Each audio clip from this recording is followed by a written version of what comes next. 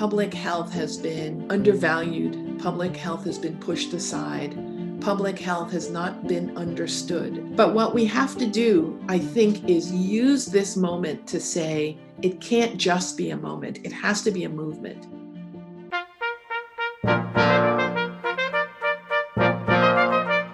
Congratulations, class of 2020. You've officially made it.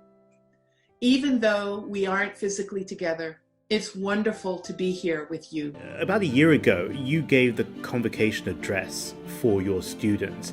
And at that time, you paid tribute to the 2 million people infected and the 150,000 people dead. What should we anticipate next in this pandemic? I am preparing my convocation speech right now.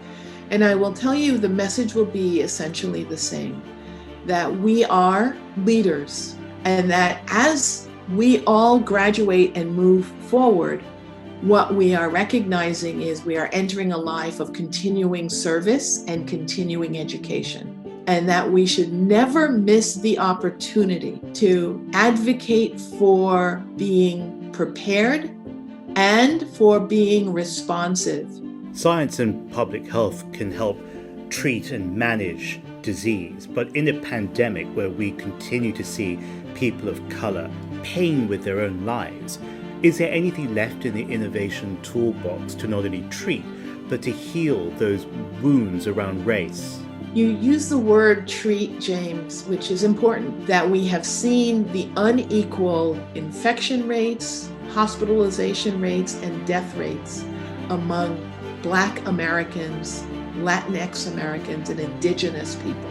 People in global governance are recognizing what we in public health had understood before, that discrimination and racism are public health problems. Treating only addresses the problem once it's matured into something that's clinically palpable.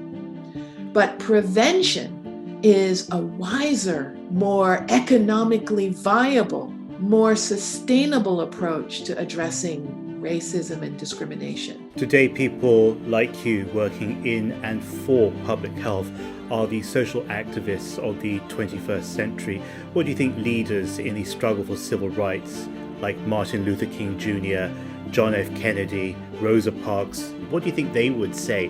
What do you think our elders would advise us in the direction of? You bring forward really important luminaries who understood that injustice anywhere is an injustice to all of us because it really does weaken the social fabric. When you bring people like Rosa Parks to mind, I have to think about James Baldwin as well. James Baldwin is famously known to say, "Ignorance allied with power is the most ferocious enemy justice can have."